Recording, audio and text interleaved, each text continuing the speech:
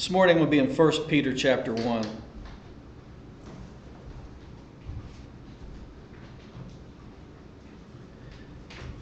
First Peter chapter 1. And the picture that God showed me this morning in preparing for the message, I want to share with you by way of introduction, kind of paint a picture. There are two different styles of messages that we hear in the church. And, well, one's like a performance message, and the other one is like a promise message. And either these messages that you're hearing throughout the body of Christ is either designed to get you to believe something or do something. And we've talked about that, the difference between promise preaching and performance preaching. And there's only those two. There's no other type. Either you're preaching performance or you're preaching promise. Now put that aside. The picture that God gave me this morning is the picture of an army, because God calls us an army, and that there are marching orders given to an army, and they go out there and fulfill whatever it is they're supposed to be out there doing. And then, if they're not out there fighting, they're in the hospital getting treatment for being wounded on the battlefield or whatever. Those are the two types of messages. They're either reading off the marching orders, telling you what to do, or they're reading off the hospital chart, telling you what's wrong with you. That's the picture God gave me. That's all. Every time you turn the TV on, it's designed marching orders. Do this. Don't do that. Or, well, here's what's wrong with you. If you do this, this is what's wrong with you. And this is why your marriage ain't happening. This is why your job ain't happening. This is why this. And so that's all you get. And so what I'm seeing is taking place. And there's really nothing wrong with either one of those, because there's going to be times you're in the hospital and you're wounded on the battlefield, and that's not a bad thing, because when it is a bad thing, but there's no condemnation in getting wounded, because nobody goes out on the battlefield to get wounded on purpose. No one goes out there and says, "Shoot me." I want to be hurt today. I want to go to the hospital. Somebody shoot me. Someone stab me or whatever. Nobody does that. But it happens because you can't see everything going on the battlefield. It's like the Bible says you have an enemy, but you don't see him working all the time, do you? There are going to be times you see him working and you're able to fight against it, but sometimes he hits you from the blind side, or you're having a bad day and boom, he gets you. And so we get wounded. And but let me ask you this question. How often are you in the hospital, literally, physically? How often are you in the hospital? You've never been in the hospital, have you? Long time, but it's been a long time though, right? That's because it's not a common thing to be in the hospital. So why it should not be a common thing for somebody reading your hospital chart as a message given to you, right? Those are what I would call survival messages. Hold on, take this medicine, hang in there, rest, do this, do that, and God will get you through. You're hurt right now. You're wounded.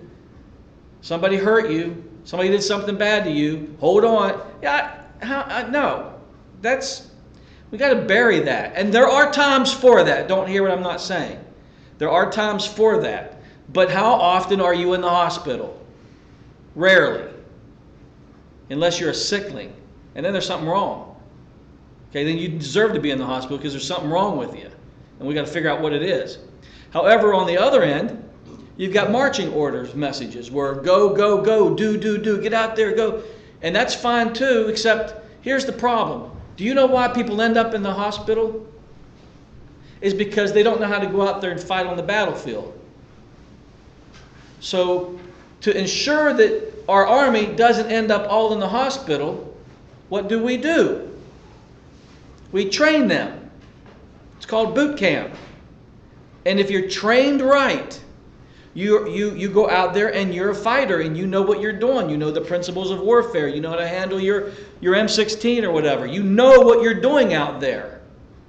And the problem is most people don't know what they're doing out there. And the enemy is attacking and you're losing stuff because he's out to steal, kill, and destroy. We live in an existence of battlefield, get wounded, go to the hospital. They're going to read from my chart, or I'm going to read from these orders so I can go out there and get hurt and go. And we got people out in life who don't know how to live life, who don't know how to fight this Christian walk. They have a religion. And if you have a religion, you're going to be on the battlefield for a short time before you end up in the hospital. Because we're not training soldiers. We're not training people how to live this life and how to fight it. And so that's what a lot of these messages are designed to do, is keep you out of the hospital, keep you from the enemy ruining your finances, ruining your family, putting sickness on you. Do you really think this is what we're called to do, is live a miserable existence of watching the enemy take and take and take from us in every area of our life? That's not why you're on the battlefield, so that, what do you do? We're going to fight today, but we're going to give up a portion of the land of the enemy. He's going to drive us back a few, but that's okay, because that's life. You don't go out there on the battlefield to lose. You go out there to win and take land. You plunder the enemy's goods, and hopefully you don't get blindsided and up in the hospital by not seeing, not hearing what God is saying and doing in your life, and the enemy therefore gets a foothold. So keep that picture in mind, because that's what we're trying to do, is show you how to live this Christian walk and even how to fight when necessary. And our message has been, the series is on dominion, but I want to do something today. Keep the dominion in mind, because it's all about dominion, because kings do nothing but rule and reign. A king ain't going to wake up today and not rule and reign. Right? Every single day he is ruling and reigning, or he loses ground. If you're not taking up the ruling and reigning mode, the enemy will take what ground you offer to him. So you are constantly in a ruling and reigning mode. Does that make sense? Now, keep that in mind, because I want to put that on pause there for a minute. And I told you to go to 1 Peter. Go to Ephesians chapter 1 first. Ephesians chapter 1. And I want to keep the mindset of ruling and reigning, but I want to add another dimension that goes along with this, that's going to help us rule and reign, take dominion, walk in dominion. And first of all, we're going to look at the scripture in chapter 1 of Ephesians, verse 11. And this is what it says. In whom also we have obtained an inheritance, being predestinated, according to the purpose of him who works all things after the counsel of his own will. So what Paul is saying is, we have obtained, not going to. We already have our inheritance. Now, don't go into the word predestination and lose track of the word inheritance. It's right there in the same sentence. Keep the inheritance in mind as he goes on to talk about that we are predestinated according to the purpose of him who works all things, in your life, who's working all things in your life after the counsel, not of his will, but his own will. Not your will, but his own will. So this inheritance that we've obtained, we are predestined for it to be released to us as we receive it, released to us in every situation, circumstance, because he's working all things after the counsel of his own will. So whatever's happening in our life, good, bad, or ugly, there's an inheritance waiting to be released. That God's going to work all things with that inheritance after the counsel of his will in this life of yours. Does that make sense? We'll develop this more as we go along. So we have been born again to an inheritance. We have obtained an inheritance. Now go to 1 Peter chapter 1. There's two scriptures here. First one is Paul says we've obtained an inheritance. Being born again, we have obtained an inheritance. You cannot lose sight of this word inheritance, because it's your source. It's your life source. Everything you get in life is going to come from this inheritance. When Peter says we have everything pertaining to life and godliness, that's inheritance. When Paul says we've been blessed with every spiritual blessing, that's inheritance. Your healing's inheritance. Your deliverance is inheritance. Your provision is inheritance. Every aspect, love, joy, peace, all inheritance. So everything that is being released to you is your inheritance. And we have to stay inheritance focused. We have to keep an inheritance mindset because that's what we're releasing. Look, everything you can see right now is not your inheritance. If you can see it, it's not your inheritance unless it came to you by way of inheritance. So we'll develop that too. Look at 1 Peter 1 verse 3. It says, "Blessed be the God and Father of our Lord Jesus Christ, which according to his abundant mercy hath begotten us unto a lively," or living, hope. We have been given a living hope. We have been born again and given a living hope. Now watch. By the resurrection of Jesus from the dead. Look at verse 4. What's it say? What are we born again to? An inheritance. Verse 4 says, "To an inheritance incorruptible, undefiled, that fades not, is reserved in heaven for you." There is an inheritance right now. Don't look and see what you can see is not your inheritance because it doesn't come from this world. Your inheritance comes from heaven. It doesn't come from this world. So don't go, "Oh, I'd like to have that." Oh, no, sorry, that's not. If you can see it, because hope, he says we're born again to a living hope. You know what hope is? Hope has nothing to do with what you have already seen or what you're looking at now. Hope has to do with future things. The Hebrews 11:1, it says, "Faith is a substance of things hoped for, the evidence of things not seen." So we're talking about the unseen realm. Your inheritance where's it reserved at? What's it say? Reserved where for you?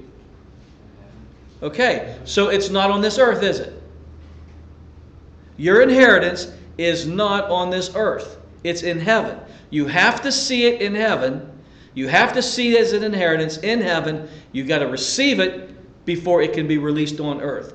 And then it gets manifested on earth. Does that make sense?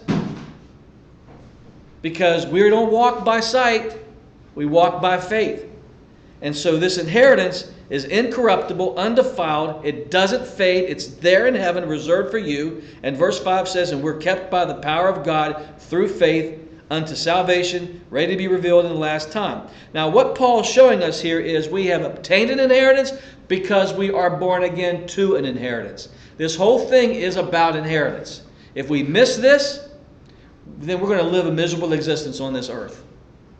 Because then you're going to receive what's on this earth, not what's in heaven. And the only way to receive what's in heaven is understand it's an inheritance. And that's what he's releasing to you. Now your inheritance is different from mine.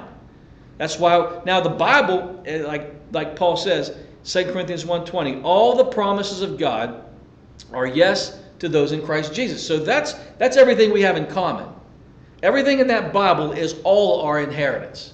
So that's where we work with. That's what we're working with. But there's things God has given me that's not in that Bible. And what he's given me that's not in that Bible is not what he's given you. Like I'm called to do certain things. That's my inheritance. My calling is an inheritance. Well, your calling is going to be different from my calling. So you've got to have your eyes open to what your inheritance is. It's not just what's in the Bible. It's what he's released to you, predestined you to have, which is going to be different from what I have, excluding the generalities of the Bible, which are the promises of God. Now, Romans 8, Paul says we are heirs of God. Now, there's a word, heirs. When you think of an heir, what do you think of? Inheritance. Right? If I said you're an heir of so-and-so, you think of what he possesses. Right? So Romans 8 says we're heirs of God and joint heirs with Jesus. Now you're sitting there right now and you're letting this stuff go right over your head because you got to get this. You are an heir of God. Not if I sat here and said, "Hey, by the way, you're an heir of Donald Trump," you're going to get excited. Right off the bat. Whoa, your flesh kicks in. I'm speaking something and your spirit's not catching it. Because if I would literally say you're an heir of Bill Gates, Donald Trump, Warren Buffett, you would, oh, I am? How? Really? You'd get goosebumps, you'd get excited, you'd call the 800 number, and you'd find out when to meet the lawyer, find out how is this thing working. And you're going to think about your future totally different. If I found out today I was an heir of a billionaire, my future changes right off the bat in how I see myself and how I see my life. And I'm sitting here telling you you're an heir of God, not Donald Trump. And that is a whole hell of a lot more than anything you can imagine. And that's why he says he's able to do above and beyond what we can ask or think. We are an heir of God, a joint heir with Jesus. Now, why does he say joint heir with Jesus? Because what is true of Jesus and what he has, I have. There is no difference. Now, why do we see ourselves, Jesus is on this plane and us down here? Jesus has the power and authority. We don't. Joint heir. What he has, I have. It's like a joint account. If you have a spouse and both your names are on that account, either one of you can go get something out of that account, right? If I got $1,000 in the bank and me and my wife are on that account, can I go get that money? Yes. Can she go get that money? Yes. Now, when it says I'm a joint heir with Jesus, whatever Jesus can get from God, I can get from God. Because we're both, me and Jesus, heirs of God. Now, why are we settling for this mediocre, just barely get by life? Struggling all the time, needing survival messages, family problems every time you turn around, financial problems every time you turn around, physical problems every time you turn around. We're out there on the battlefield getting our asses kicked and we don't know why. We think it's part of life. I'm here to tell you that ain't part of life. Because he tells me I am to triumph in all things. That means there should never be a battle you and I lose. How do we lose if we're an heir of God? How are we in want if we are heirs of God? That's why it says the Lord is my shepherd, I shall not want. I don't need, all things are mine, Paul says. But we have been so brainwashed by this worldly society that that's how it's supposed to be. Well, if that's how it's supposed to be, then that's how it's supposed to be. I sat here and said to you last week, these people, as they get older, well, that's life, that happens to you when you get older. I'm getting older. That's why my heart feels the way that it does. My back feels the way that it does. And I said, no, that's not the case. And I'll say, and I said last week, these things aren't going to happen to me that may be happening to other people. Well, why are they happening to other people? I don't know. I don't care, because all I can be concerned about and am responsible to know is what that Bible says about me. Why they missed it, why it's not happening, I don't know. I got enough troubles trying to figure my own life out to rather to figure out why he had a heart attack or she had a stroke. I'm telling you what the Bible says, not what you're seeing experienced in life. So when you make a statement, well, that's never going to happen to me. Oh, brother, I wouldn't talk like that. I wouldn't say, I'm never going to have a heart attack. Well, I wouldn't say that. Why not? Why are they telling me you shouldn't say that? Or these guys, never had car problems. Knock on wood. What the hell is that? It's a fear. This is why they say, I know what God says, but I wouldn't go around talking. Devil might hear you and come after you. I'm speaking my inheritance. What's wrong with that? You're going to tell me I'm not allowed to speak my inheritance? Tell Donald Trump he's not allowed to tell people that he's a millionaire. He's going to say, what? Why am I not allowed to tell people I'm a millionaire? Because you are one. And, did you see Donald Trump saying, I'm a millionaire? Knock on wood. No, he's speaking out of his inheritance, out of what is real and what is a reality of his life. And I'm speaking out of my inheritance. What are you speaking out of? And we got to change the way we think, and we got to change the way we talk. Now go to Romans 4:13. I want to hurry up and get through this because my message ain't even this. For the promise that he should be, This is talking about Abraham. Who's your father? According to faith. Abraham. Now look at this. For the promise, chapter 4, verse 13. For the promise that he should be the heir of the world. Do you get that? He's the heir of this world. Remember I told you when God looked in Haggai says the silver and the gold are mine? When Abraham's the heir of this world, does it not include the silver and the gold? Yeah, it does. I'm speaking out of my inheritance. I'm an heir of this world. You're an heir of this world. And we're letting the world stranglehold us into lack, sickness, a pauper mentality. Because the world is blinded and the enemy's ruling and reigning in the area of these mindsets and these philosophies and ideologies that's being presented to us.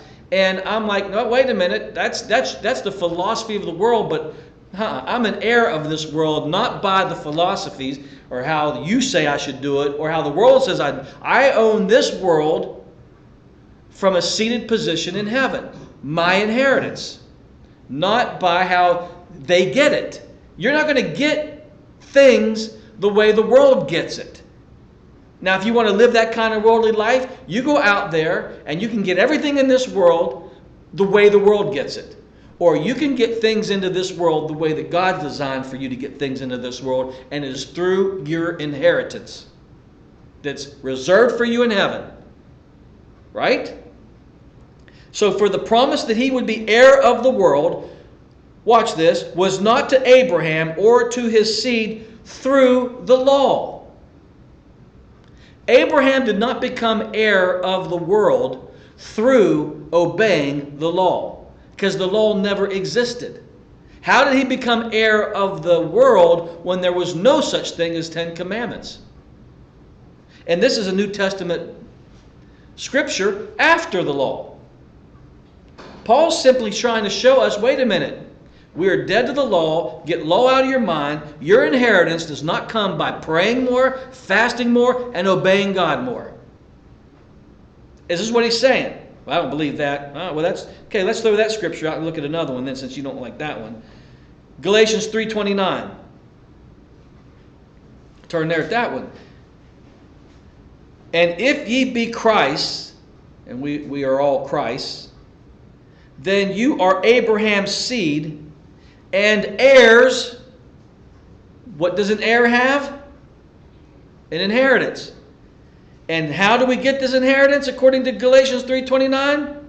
According to promise, not law, which we just saw in Romans 4:13. Put these things together. Let me tell you something. A king cannot rule without an inheritance. What are you going to take dominion over? Power and authority is your inheritance.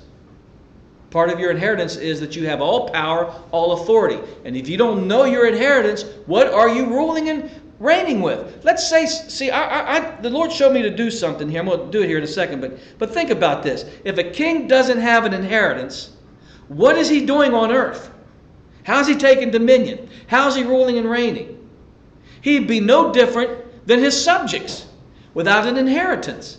Without a throne, his throne is an inheritance. Every king born into inheritance, let's say that you are next in line for a king because your dad's a king. Well, when he dies, you inherit the throne. Right? You inherit the power that's his. You inherit the authority. You inherit the money. You inherit his servants.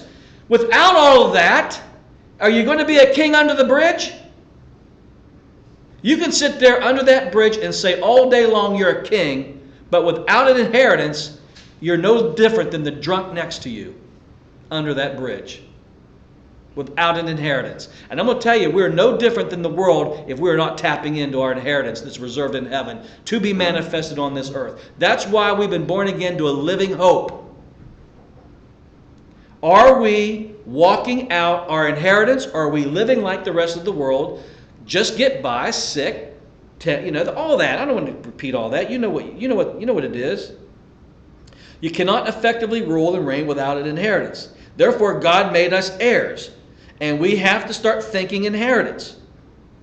What I've been born again to, not what the world's trying to give me. Today and tomorrow, every day the world's trying to give you something. Fit you into a mold. Say this how much money you're supposed to make. This is what you're worth. Your paycheck, oh my God, get this. Your paycheck lies to you, telling you this is what you're worth. $10 an hour. That's what you're worth. No, it's not what you're worth. That may be what they're paying you. That's not your worth. You lock into that worth, you lock into $10 an hour. That's all you're going to get because you're locked in to that worth. See how the world's trying to mold you. This is what you live in the state of West Virginia, and it's somewhere on the poverty level. So know that and deal with it. That's reality. Yes, it bites. It's reality, though. No, I'm sorry. No, that's not my inheritance. That's not what I get when I read the Bible, because I'm not of this world. I'm in this world. You're in this world, but you are not of this world. Therefore, you are not of their mentality. You're not of their ways. You're not of their practices, and you won't let them fit you into that mold. You're more than what the world says you are. In fact, you're a ruler and reigner in this life. And you have an inheritance. So we cannot rule without an inheritance. Now, let me tell you this. Inheritance, once you catch this, as would be if you found out today that you are an heir of Donald Trump, inheritance is designed to transform your life. Once you understand what you have, it's designed to transform your life. And your life is transformed when you receive your inheritance. And we cannot receive what we've been born again to through human initiatives. That inheritance does not come by you engineering and orchestrating a ways and means to get something you see in this life. And God is not up in heaven as a Santa Claus waiting for you to give him a list of what you see down here that you want. See how that's backwards? Because your inheritance is not what you see. And how many times do we go to God, Lord, I want this to happen. Lord, I want you to do this. And Lord, I want you to do that. And God, I need this and I need that. As if God has designed our lives for him to be that God to give us whatever we want down here and fix everything that's wrong down here. That's not how it works. Now, where I'm going to take you to, do you understand your inheritance is free? I want to skip some of this stuff because I don't want to spend too much time. And maybe we'll hit it a little bit again next week just to keep that in your head. Because if you don't understand that this inheritance I'm talking about is freely given to you, you're going to be working for something you already have, and you'll never get it because you're always in the mode of working for it. It's like saving for a car. Okay? You're saving for a car, but your dad went and bought it for you already. But you don't know that he bought it for you. It's in the garage, but you're not privy to that information. But you spend the rest of your life working and saving for a car that's already in the garage that you're never going to drive. This is how we do with our inheritance if you're of this religious mindset that you got to work for it. How much more praying do you got to pray? I know people that are fasting, praying, and beseeching God, trusting, believing, all those things for something of inheritance they already have. So then what do? We get into the mindset that I already have it. So once the person understands the dad bought the car and it's in the garage, he is going to go get the keys and receive what was been freely given to him. So you got to get in the receiving mode of receiving. Get your eyes open to what that Bible says you have and get into receiving mode. And the minute you receive it, God in his power will manifest it. But let me read this again. Your inheritance, lost my place here. Your inheritance does not come through human initiatives. It's not going to come from you trying to get God to do something or work something. So we can't do what God's called me to do in my humanity. I can't have what God's called me to have in my humanity. It's got to come from heaven. It's not here on earth. My inheritance is reserved in heaven. If it's reserved in heaven, there's nothing I can do by way of human initiative to get it down here. It's already mine. And He gets it down here by me seeing it and receiving it, and He manifests it. I can't even manifest it. And I'm going to look at the life of Jesus here in a minute and show you what I'm talking about. So we must learn to receive what is mine or what is yours through birthright. And notice I said receive, not earn, because you cannot earn this. Now let me skip some scriptures here because I want to get to the message. Because I had a lot to show you on how it's free.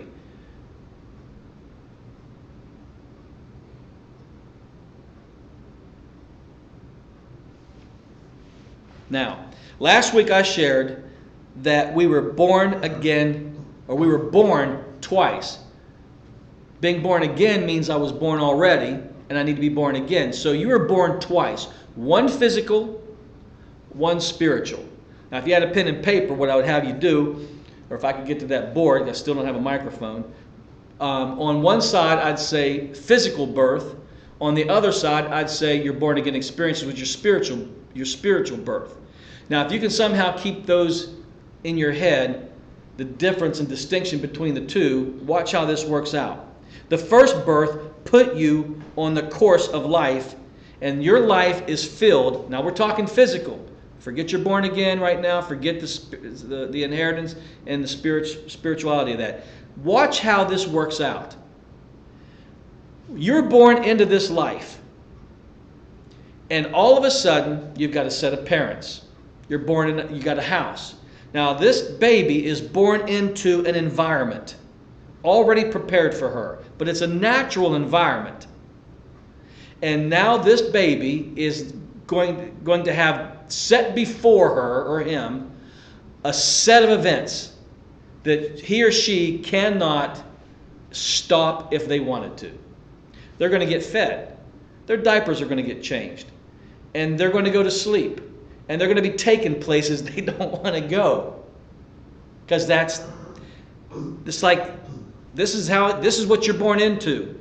And all of a sudden, events start happening rapidly and when they're in their mother's womb, it's contained. It's safe.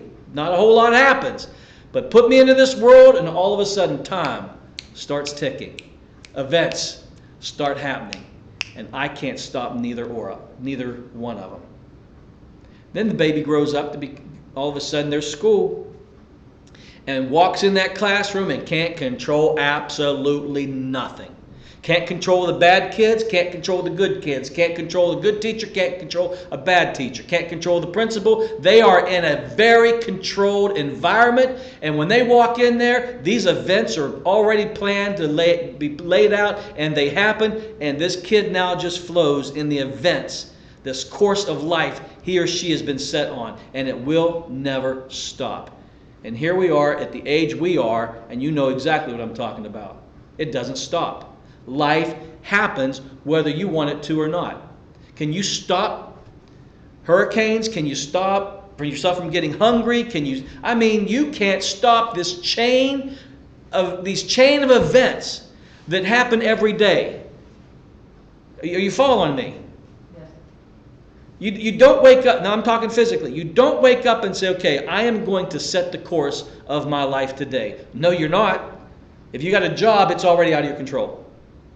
The minute you walk into that job, it's out of your control. You're now in the course of events of somebody else that you're working for, these now events that are happening in your job.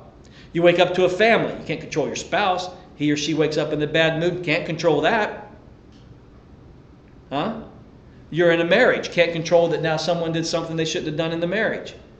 I can't control that. You can't control that. It is what it is. So all of a sudden these events start happening to you, and you're now either a victim or you're victimizing somebody. Right or wrong? Yeah. And I may not be articulating this good, but it's the best I can come up with. I'm telling you, when you're born into this life physically, you can't. You're thrown into a life of events, and the time ticks, and most of it's out of your control. I can't even control what they play on TV. I can't control that. I got to settle for what they give me. I can choose, but I don't have that total option of anything and everything. No. Whatever they give me, I have to watch. Right? Now, that's, again, if you had that piece of paper or if I was on the board, you'd see that's all that is under the natural life. And here's another part of the natural life.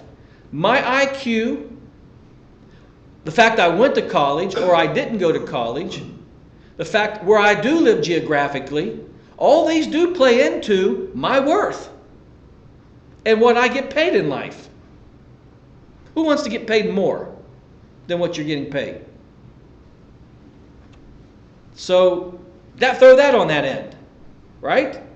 Now, I hate that life. And I'm not being funny. This life that my parents gave me, this natural life, the older I get, the less impressed I am with it. And if you think there's something this world has to offer you, you need another few laps around the mountain before you realize that this life sucks tremendously. Now, see, that's not good news. But I want to ask you something. I'm sitting there watching the news, and it dawns on me. Sometimes I'm slow thinking, but it dawns on me. What's the difference? Right now, we could talk about Russia. We could talk about Iran and their nuclear weapons. We could talk about Israel. We could talk about all the events, the racial Ferguson events. We could talk about all this stuff, and you sit there and you feed on this negativity, and it dawned on me, wait a minute. What's changed? We had racism 10 years ago. We had racism 10 years before that. We had the civil rights movement years, and even before that. So 10 years from now, a white cop's going to shoot somebody else as black 10 years from now. It's going to happen again 20 years from now.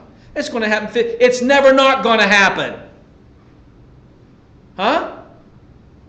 And since when, tell me a period of time the Middle East ever had peace? And I'm sitting there thinking, wait a minute.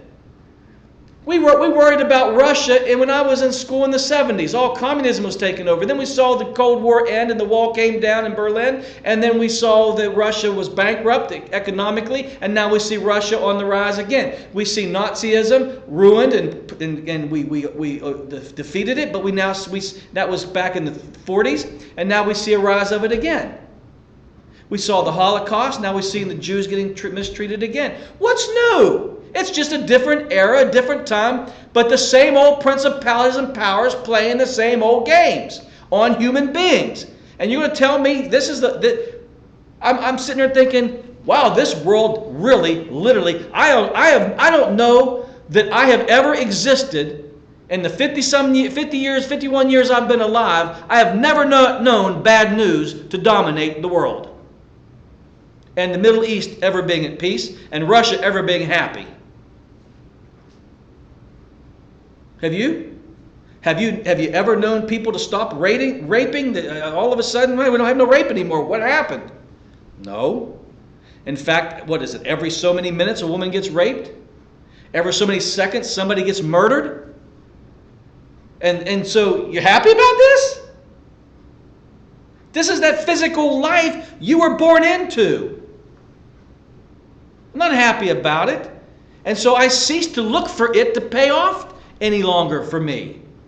In fact, I look and expect the obstacles, the pain and the suffering, because this world cannot give me anything good. So, what do? Oh my God, get born again. That's the only way out of this, is get born again, which takes us to the other side of the piece of paper of being born again.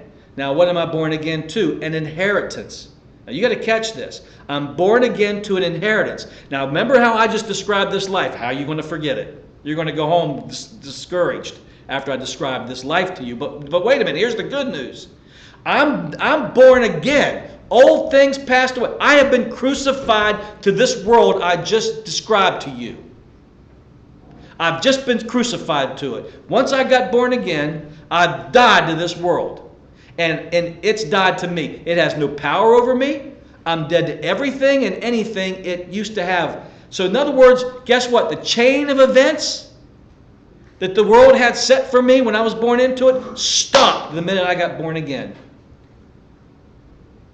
I was in bondage to the chain of events of life, the environment, the atmospheres, and all the woes of life. I'm stuck in this thing. I got to live in it.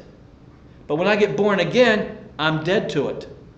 I am alive to an inheritance that I am to receive to trump this world, to overcome this world.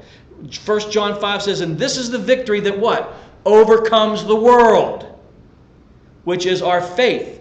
Faith in what? This inheritance reserved for me. God didn't put me on this earth so that now I have to go through the woes that everybody else goes through on this earth. So I'm not looking at what is seen any longer and getting discouraged or trying to fix this, that. I look to my inheritance and say, Lord, your word says this. I receive that. And God manifests on earth as it is in heaven, my inheritance. When he says, pray on earth, thy Father, he says, our Father who art in heaven, hallowed be thy name. Thy kingdom come, thy will be done on earth as it is in heaven. What does that mean when you're praying that?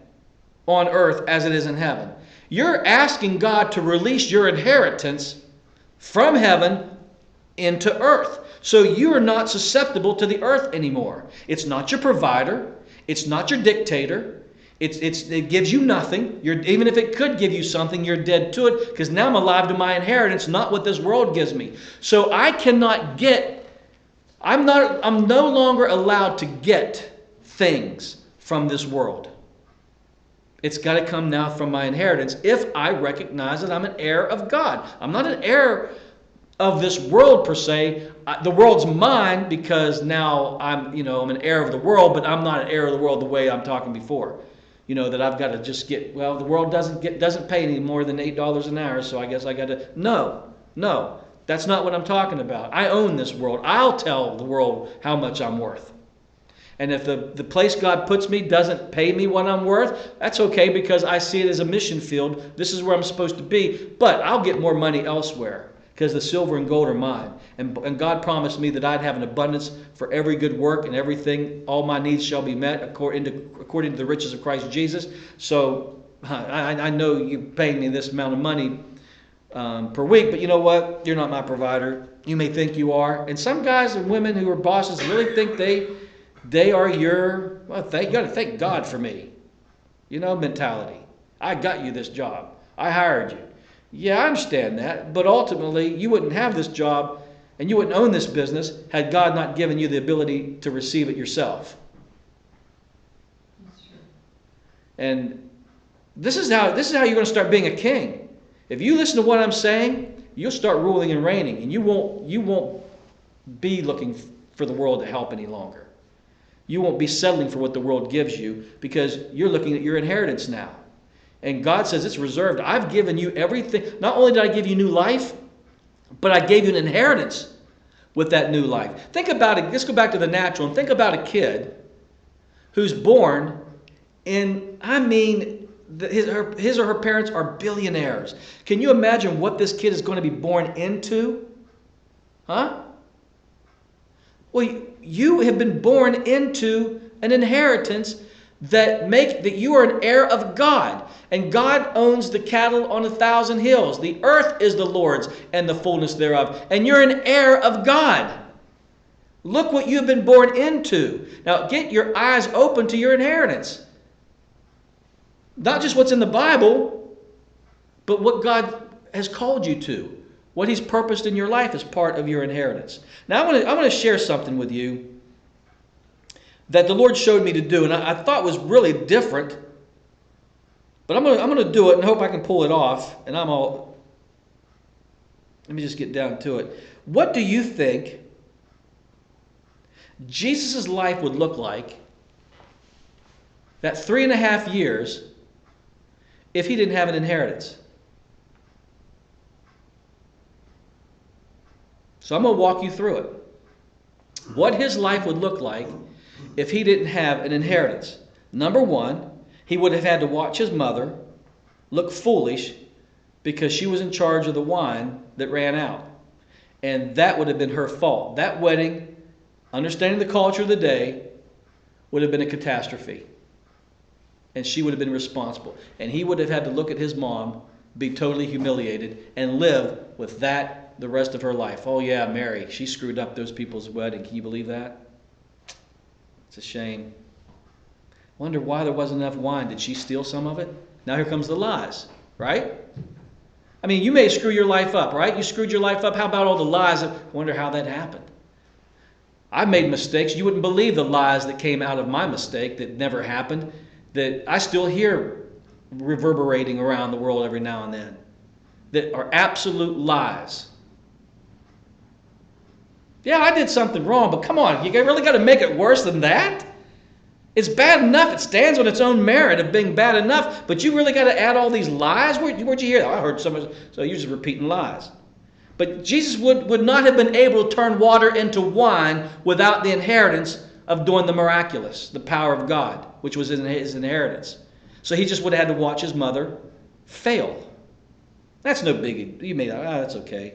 But no, he did a solid for his mother, right? Number two, he probably wouldn't be able to get 12 guys, and if he could, they wouldn't listen to a word he said, which they had a hard time anyway. And they probably wouldn't come around as much as they did because there wouldn't be that grace of God released in these disciples to be able to do the things that they did. So he'd have a bunch of misfits. They were already misfits, but he wouldn't have been able to accomplish anything without the power of God working in these guys. Even when he said to Peter, flesh and blood didn't reveal this to you, but my Father who in heaven opened this up. So without God opening up Peter's eyes, he never would have gotten the revelation that he did, that Jesus is the Son of God.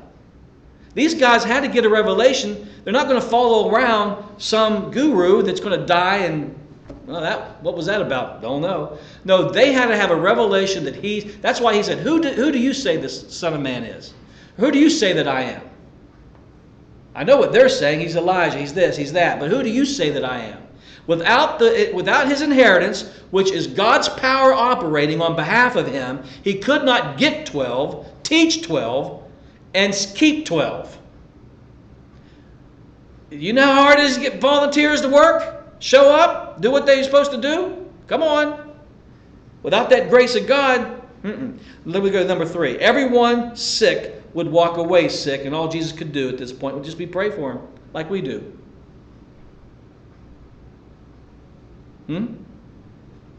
How many people would line up to get prayed for Jesus if he can't heal the sick? Not very many. But he'd still pray, but he'd be like he'd be in the mode we are. We prayed and they didn't get healed. We prayed and they didn't get healed. So he would walk around not healing anybody, but praying for the sick. And we're good at that.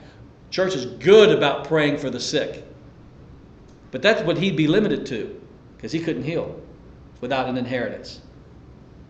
He couldn't feed 5,000. He'd have to watch them leave and pass out because they said, Lord, it's late. Send them away. They're not even going to make it home. They've been here in the sun all day. They haven't ate. They haven't drank. Half of them are going to pass out before they get there. Do we have any food? Oh, yeah, 2 fishes and just enough for us. Oh, okay. Well, let's go eat. See you guys. We're dismissing. And he'd have to watch them all pass out and do this, faint while they eat. Because his inheritance was multiplying the bread and fish. Right? Heaven. He didn't get this stuff from earth. All earth offered him was a few loaves of fish, or a few loaves of bread and a few fish. That's all earth was giving him. He's like, wait a minute, I have an inheritance reserved in heaven for me. I have the power to multiply this food. And he did so. But without the inheritance, nope, they all got to walk away, and 12 guys have got to eat a few fish. That's nice. Number 5. The Pharisees would always be getting the upper hand because they could. They had the power, they had the influence, and they had the money. They'd made his life a miserable existence, as religion does to you and I. You know how they say you can't fight City Hall?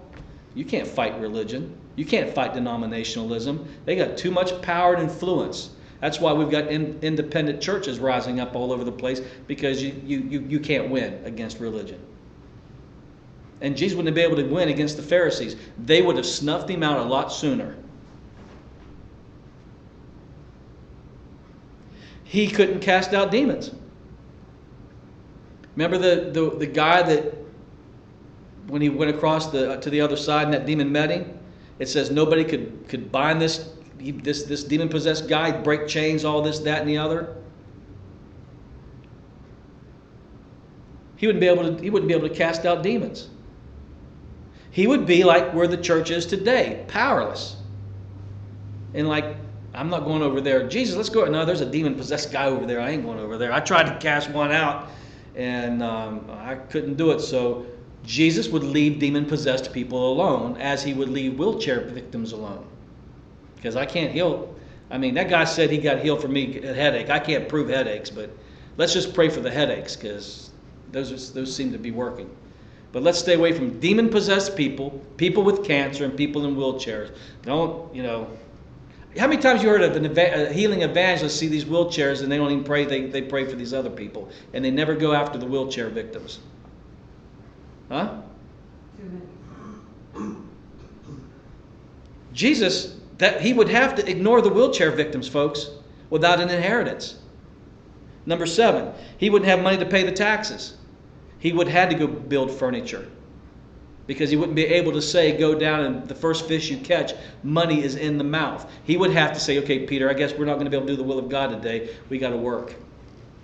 I don't have any money to pay taxes. So you go fishing, I'll go build some furniture, and so we can make money. And guess what? They're not healing the sick. They're not doing anything, because now they're working for a living. They're not doing the ministry. They're working for a living. What we have here, Jesus, without an inheritance, is 3.5 years of struggling, only to be murdered at the end. No resurrection, because that's part of his inheritance. He would have just lived a miserable existence, and he would have died, not being rose. He'd had a grave, and that's it. Can I tell you something? This is our existence right here, right now. We don't heal the sick. We don't come up with supernatural money. We can't do any of these things. We avoid wheelchair victims. We don't pray for this. We don't heal the sick. We pray for the sick. Everything I showed you here is the existence of the church today. You know why? We are not receiving our inheritance. So Jesus looks at me and says, greater works than these shall you do? How? Inheritance. I have power to heal the sick. You have power to heal the sick. You have dominion to call forth money. Or you can live the existence this world offers you, and we're no different than they are. I think you get the picture. But that's the natural versus the supernatural. That's the life of Jesus in the natural without inheritance versus the life he actually did lead with the inheritance. So I'm telling you, I am not impressed with this life. I don't know when I'm being young, I thought, oh, my life's ahead. This is what the older people, oh, you got your whole life ahead of you. And like that's a great thing. And this world was going to be really good to me. And the way they talked to me, I thought I was going to have a really good life. And I realized, wait a minute, there's no such thing as a good life when you live in a perpetual battlefield. It's just you're fighting the fight of faith every day, because the enemy is out to steal, kill, and destroy. Not only are you fighting the devil, you're fighting the world. You're fighting its ways. You're fighting your own flesh at times. So I'm now in my years, and I'm like, I wish I would have known this. I could have prepared a lot better. I thought this was all going to get better someday. And I thought there'd be a reprieve, and there wouldn't be, I'd overcome this, that, and the other. No. Now, let me close with this. Since this life is not a life to relish, it's a life to die to. And when you got born again, you died to it. And now you are alive. You have a living hope in an inheritance that's reserved for you. Meditate on those scriptures today. 1 Peter 1:3 and Ephesians 1:11. Meditate on that, especially the 1 Peter one. Meditate on that. This is what we're born again to, an inheritance. Not what the world gives me, but I've been born again to an inheritance reserved in heaven for me. So, I'm going to leave my notes here because I'm going to develop this more next week. But let me just close with this. So I hope I can get this right without any notes. Here's how it works. The world, that natural life, it sees a problem. It defines the problem. And then it goes and finds a remedy to that problem. Right? And it trusts in that remedy. And it implements that remedy. And they fix the problem. They troubleshoot it. This is what's going on. This is what's wrong. And we sit there. We plan. Well, how can I fix this? I could do this. I could do that. And we fix it by the answers we come up with. And that's how we live. Go home today. Problem rises. What's the first thing you do? How am I going to fix this? Right? And you come up with, if you don't know how to fix it, you get on YouTube. They'll show you how to fix it. Or you read a book. You call somebody. But this is in the natural, you define the problem. Okay, this is the problem. Okay, what's the remedy? It's this. Okay, let's go do it. And we fix the problem. Right? How's the church do it? You see a problem, you define the problem. You tell God about the problem. And you look for the remedy. You open up the Bible. You find maybe a promise or two there that looks like that would fix the remedy. So you go to God and you say, Lord, here's the problem. Here's the promises. Fix it. I trust you to fix this. Now let me ask you a question. What is the difference between that and the world? It's the same principle. The world is defining a problem, they find an answer, and they fix it. The church sees a problem. I'm sick. What's the remedy? God heals me. So I go to God and say, Lord, you said you heal me, so fix this. And we trust God. And guess what's happening? Nobody's getting healed. No one can testify of great supernatural provision. No one can testify of great deliverances. We're not seeing anything happening. And so we revert to the world. Since God didn't do what He promised, we go back and we fix it the way the world would fix it. Now, this is the state of the church, folks. It is. And I'm sad to sit here and tell you that it is. That's a sad commentary where we are. We're no different than the world. We're using God to fix stuff. Now here, keep that in mind, because what I'm about to tell you, you're going to have to think it through. In fact, you may have to go back and listen to this message, especially the end here, to get it, because this is totally backwards from what we've been taught, even in church. Now you know the kingdom doesn't operate like the world. So we know that whatever the world says, it's wrong versus the kingdom. And I can sit here for the next 3 hours and show you the contrast between what the world tells you to do and what Jesus tells us to do. And they're totally opposite. If you want to be first in the world, you got to be what? First. Oh, first. In the world. Okay. But in the kingdom, if you want to be first, if you want to get in this world, how do you get? By getting. I'm on this quest to get, bless God. And the more I get, the more I got. But in the kingdom, how do you get? Give. Okay? Now, so you know there's a difference between this world and the way the kingdom operates. And we're children of the kingdom, not of this world anymore. We're dead to it. So, nowhere, you're never going to find in the Bible, nowhere.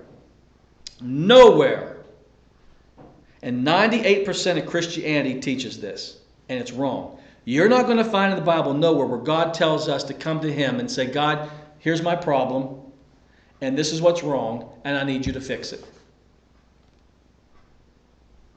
And that's where we live. We're always telling God about what's wrong, and we're religious about it. Oh God, you see what's going on down here, but I trust you.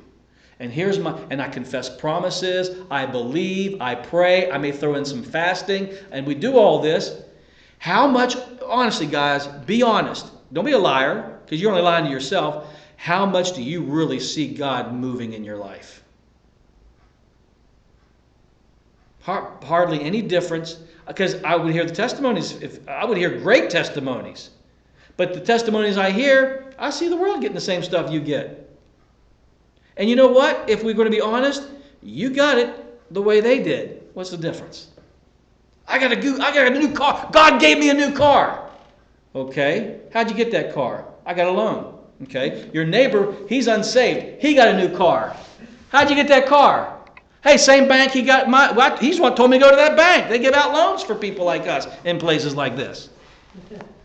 So how did God give me that car? God must have gave him that car too. There's no difference. It doesn't translate in any difference. And this is why our churches are empty. This is why because we're not being honest. We're lying. We're not being honest about this thing. We're failing. And let's be honest about it. We're failing. We're not the church of the New Testament. We rely on the ways of the world, and that's why we get things the way everybody else gets them. But this is what God's trying to convey to us here, and I can prove it to you, and I will next week. But let me just give it to you in seed format. So I am not going to go to God and say, look what's wrong. God, you fix it. Because this is what's wrong. Let me tell you, God is never going to change what's wrong in your life. God is never going to fix what's wrong in your life. And I know you have been taught that's the case. God is not going to change anything in your life. Now, what I'm about to say to you, you're going to get offended, and you're going to think I'm wrong, and I'm going to let you feel that, because I can't help you from feeling that. But in the end, you're going to go, oh my God, he's right. Oh my God, he's right. I never saw this. Because 98% of the church doesn't know it themselves. God is not ever going to change anything in your life. You can beg, you can plead, and you can barter. He is not going to change anything in your life. Well, I heard prayer changes things. Nope. Doesn't change anything. I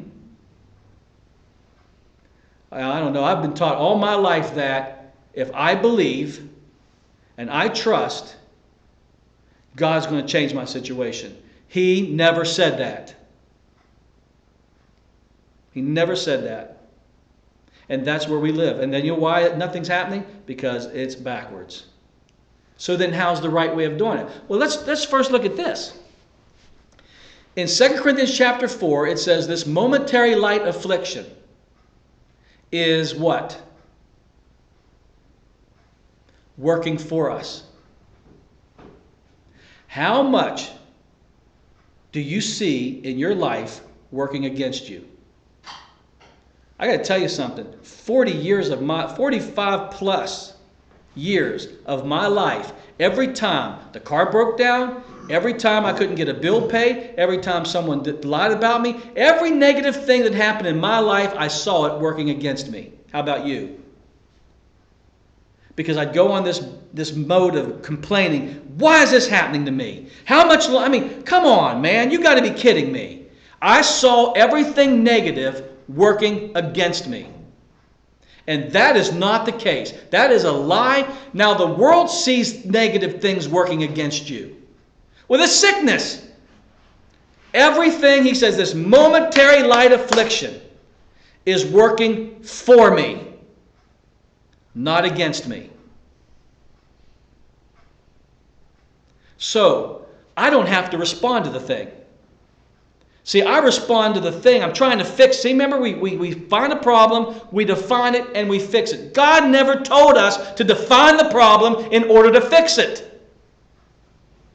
That's being worldly. That's you living on the plane of the world. Then how do I live? See, this is the whole crux. I'm telling you, 2009, I remember I was in Pittsburgh. I was in a hotel. I fell in that bed and I said, God, show me how to live, because this isn't working. I hear these messages over and over and over on Christian television, and I hear this. and nothing works. Come on, God, I'm not lying here. If I'm going to be involved in something, it's got to be real and it's got to work. And this isn't real and it isn't working because it's too religious. And that's, man, you guys know this. That was in 2009. I opened my big mouth, and in 2010, my life went to hell in a handbasket. Because everything I had built my life on was from that religious premise of what I'm saying to you. And all you're going to get out of life built on that kind of a mindset that I've just said to you is wood, hay, and stubble. And it's only one thing that can happen in wood, hay, and stubble. It gets burned up. Businesses get burned up.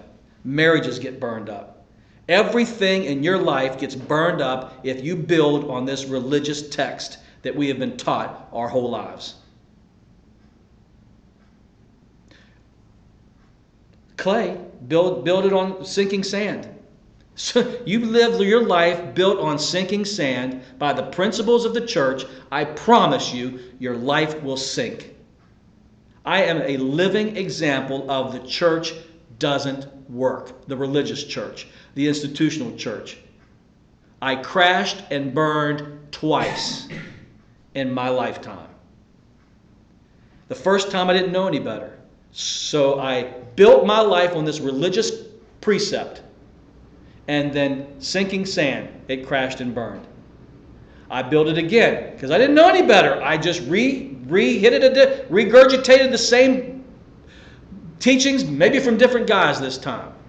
Boom, it happens again.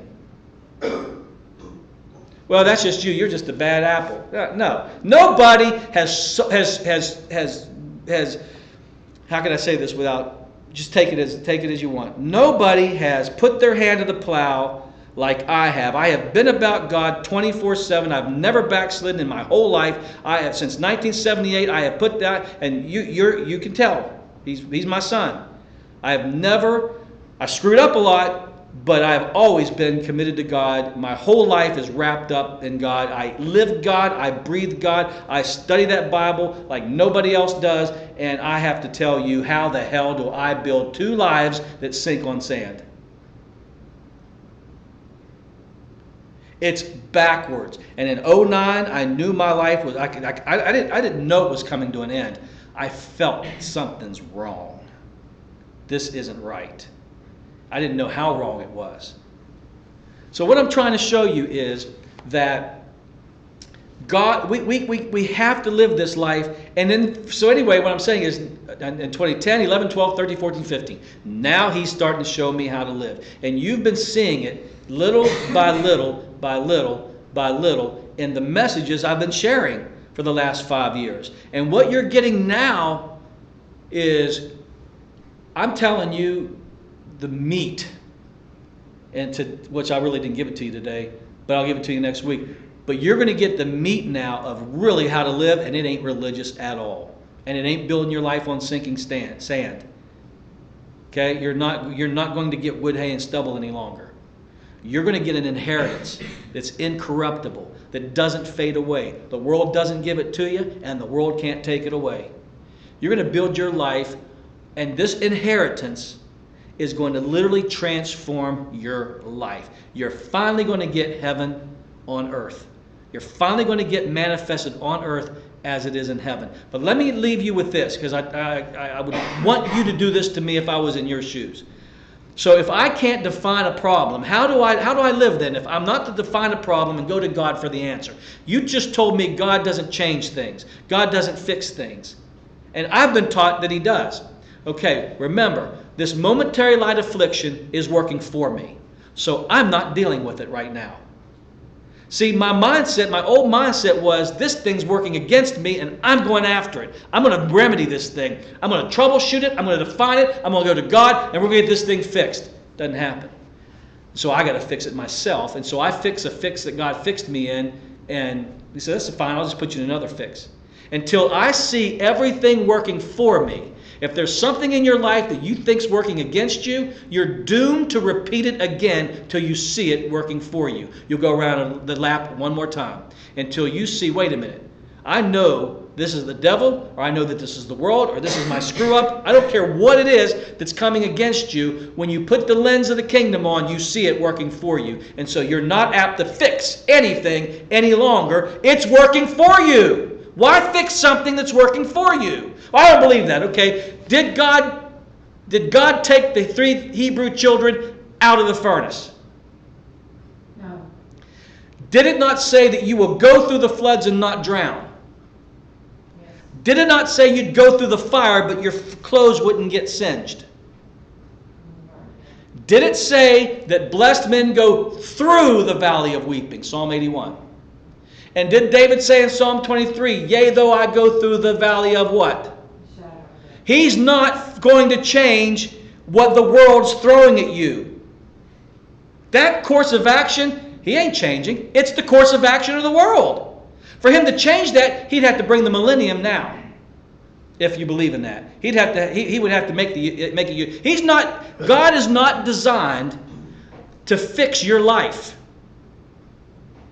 He fixed your life on the cross. He fixed your humanity on the cross. But he's not going to change the course of life and the course of actions of other people and events and your environment. He ain't about changing your environment. He's not changing problems and people. No. That's why everything works for you.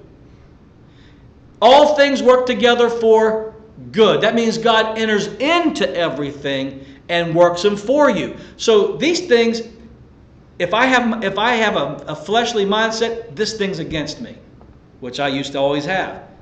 Now I'm saying, it's working for me. I had something I found out in the last couple of days that a year ago would have devastated me. But you know what? It didn't. And I'm like, wait a minute. Time out. I know Greg. And I know Greg better than you know Greg.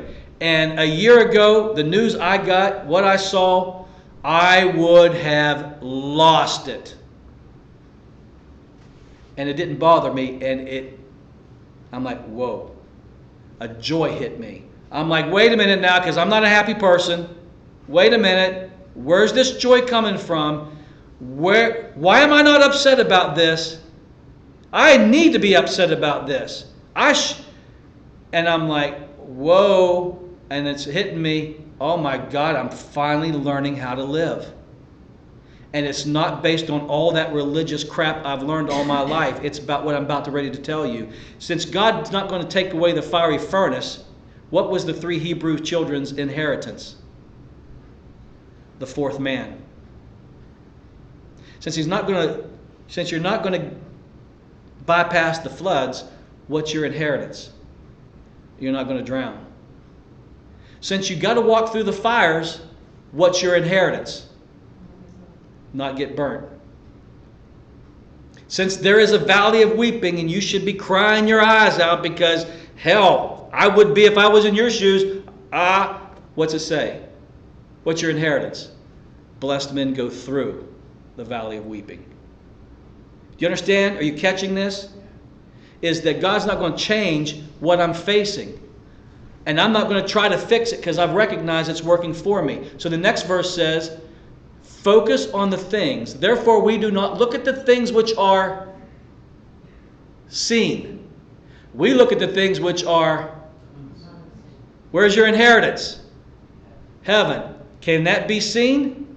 That's the unseen realm. That can only be seen with the eyes of the Spirit. So I'm not... If I try to fix the problem, I'm looking at the thing that's seen. So then, wait a minute, I see what's happening in my life, and I don't like it, and the world, my old Greg would say, that's working against me. And the world would say, it is working against you. It is designed to work against you. You're in denial. No, I'm in the kingdom. It's working for me now. But isn't it tough? Isn't there pain in it? Yeah. Suffering? Oh, hell yeah. But it's working for me. And I make that faith proclamation, and it will not move me. And that's why Paul said, none of these things move me, because they work for me, not against me. Look at his thorn in the flesh. He said, I'd rather, hey, once I realize that when I'm weak is when I'm strong, I'll rejoice in my infirmities.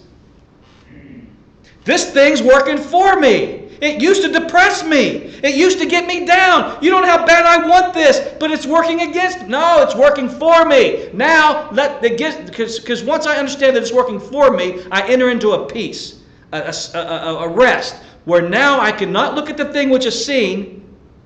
I'm looking at the thing which is unseen, which is my inheritance, and God's going to release an inheritance to me that's going to trump what I'm going through. It's not going to change it. It's going to cause me to overcome it. So prayer doesn't change things. Prayer releases your inheritance in order for you to overcome the thing. Not get it changed, but to overcome it. I don't know of a situation God ever changed in my life, but I can sure tell you I went through it. I overcame it. I got victory out of it. Some I didn't. So, do you understand that we walk by the things that are unseen, that I am not going to try to fix this life, engineer and orchestrate ways and means any longer? I'm simply saying, Lord, my life's already fixed on the cross. Now I'm supposed to be releasing inheritance. And this is what it means when he says on earth as it is in heaven. I don't know about you, but I am a living example because I know me, my life. I told you a month ago there was a shift happening in me. Oh, it's beyond that now.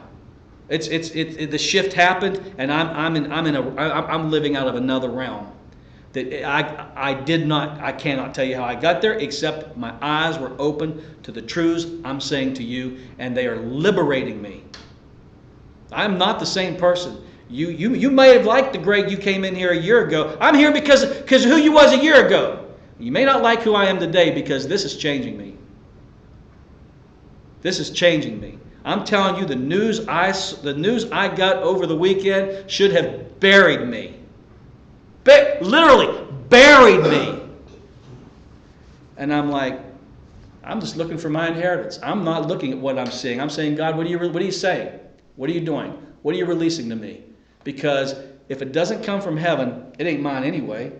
And if it is mine, there's timing involved. I don't want it prematurely, whatever it is, or whatever you're dealing with. I'm simply saying I have everything. I'm right on time. If I'm open to this, I could be living in the world, and then I'm going to be living like the world.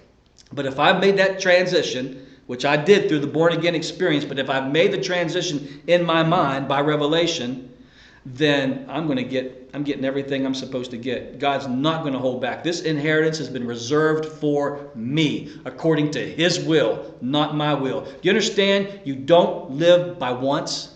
You never say, God, I want this. This is going to change. I have been depressed and frustrated and discouraged because I'm not getting what I'm praying for. Well, no wonder. I've been praying out of that religious context. The Lord is my shepherd, I shall not want. What does that mean? Because we're all wanting. It means this. I do not go to God with wants anymore. I go to God to find out what He's freely given to me. So I don't go in a want mode. I go in a receive mode. What are you giving me? Yeah, well then this is where you die to your flesh. But I want that. No, I'm dead to that. If it doesn't come from heaven, it's not mine. I'm dead to it. And now and we talked about this 2 months ago, now I learn how to be content. And we've not mastered the art of contentment. I know that there's an inheritance reserved in heaven for me. Kept.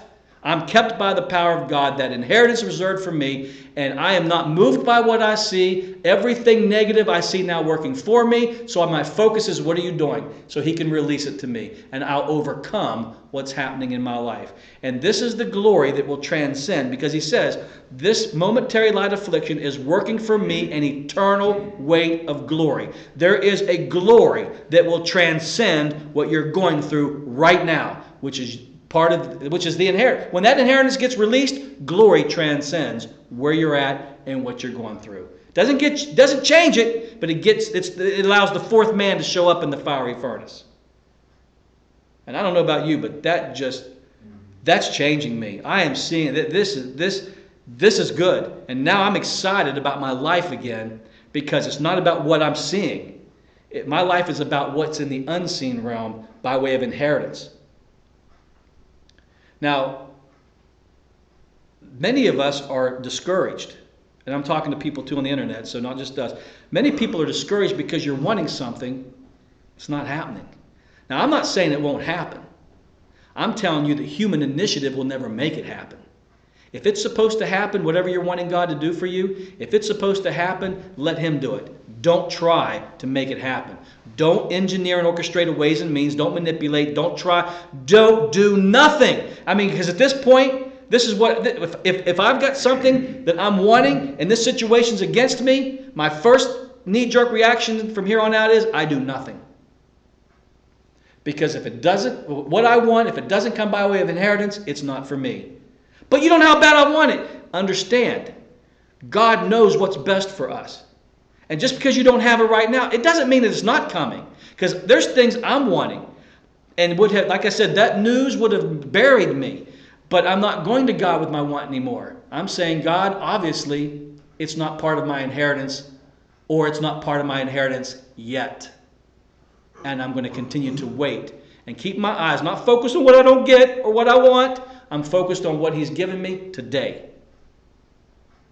And I'm going to be content with what I have today. And guess what? Guess where this joy came from? I've always struggled with joy. I'm a depressing person. I've always struggled with joy.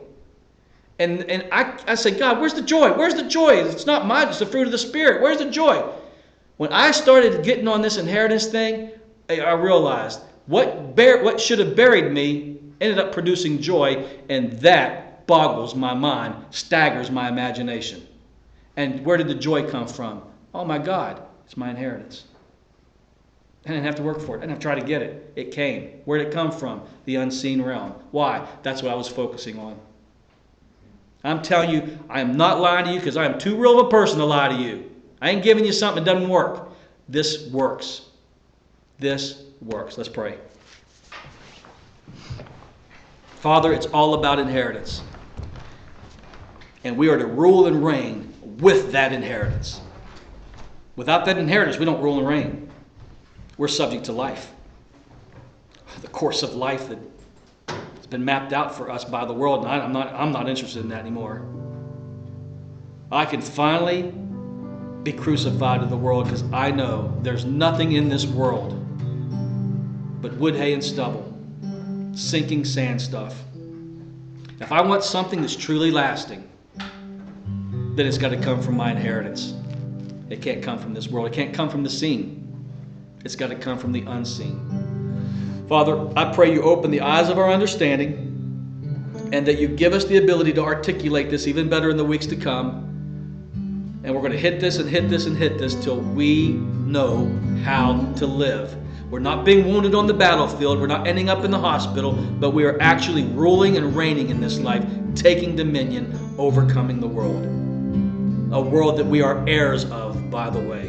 We ask it in Jesus' name. God bless you. See you next week.